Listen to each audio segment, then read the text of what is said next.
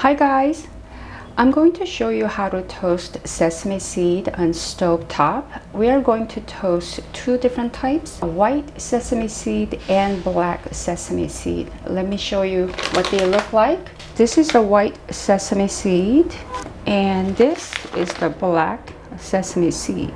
You can get these from the grain aisle from the Korean market. The ones that are in the plastic jar with the cap on it, they are already toasted, so you need to get the ones that are in a plastic bag like this. Brand name wise, it doesn't matter. I always get the one that's on sale or just the cheapest one. You don't need any special equipment, but you will need a fine mesh sieve like this, and then you will need a metal sheet pan like this. And please do not use plastic tray, because once the sesame seed is toasted, they can get really hot, so you don't want to transfer hot sesame seed over onto a plastic tray. So please make sure you use either metal or porcelain. We're going to toast 2 cups of white sesame seed. That's about a cup. That's 2 cups. Black sesame seed, just 1 cup, because we don't use black sesame seed that often, so 1 cup will last for quite some time. We're going to wash them first. You want to be gentle with this. Please do not use any pressure, because these seeds have pockets, so you don't want to pop them. Now here's the fine mesh sieve. I'm going to wash 3 times.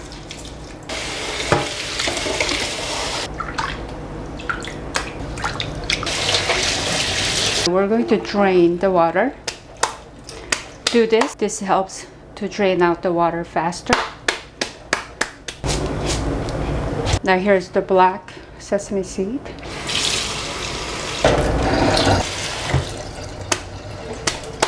It's time to toast. I would like to preheat the pan. That's a high heat. Pan is very hot. You can hear the sizzle.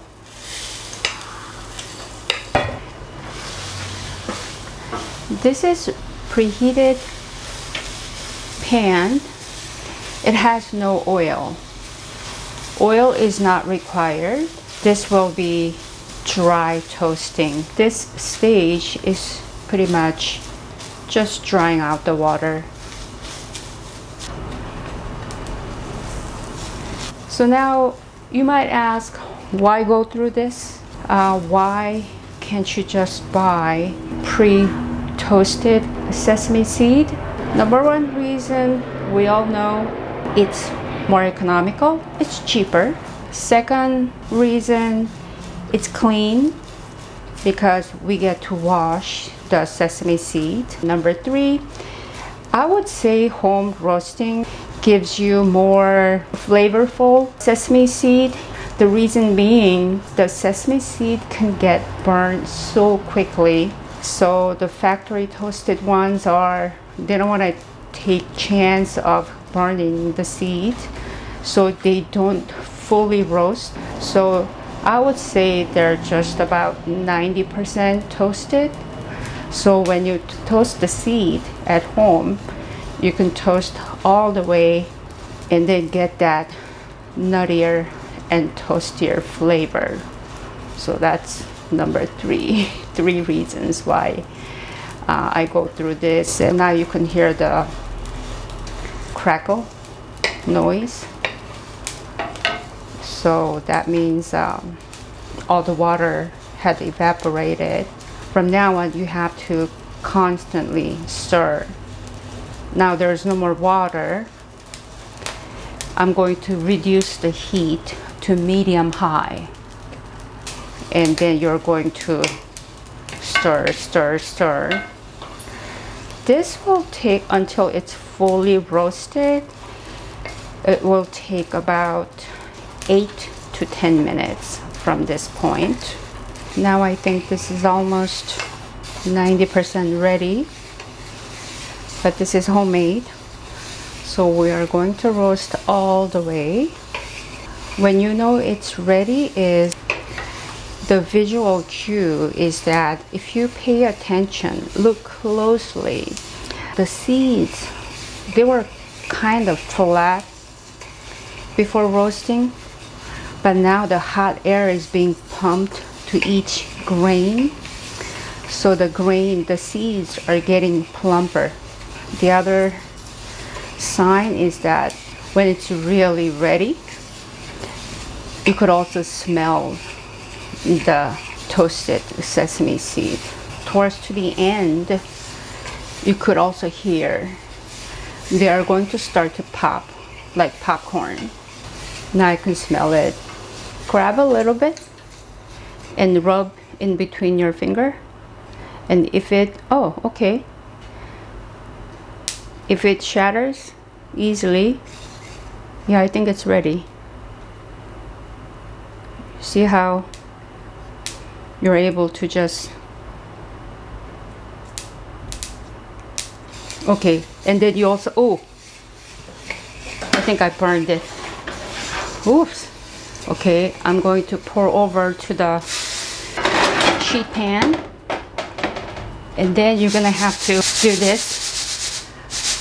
I am letting all the heat escape because if the heat is trapped, it can make the sesame seed a little bit on the soggier side.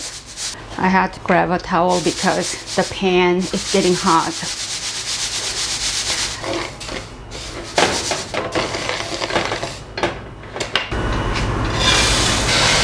Same method. Once again, no oil needed.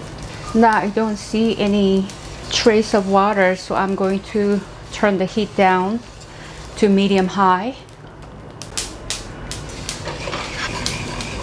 It took less time to roast black sesame seed because it's only 1 cup, so cooking time is a lot shorter, and also the water has been draining longer than the white, so I think this is almost ready. It didn't even take 5 minutes. I could hear the crackling noise. Let me do this shatter test. Oh yes, easily. Okay, it's ready. So I'm going to remove it from the heat.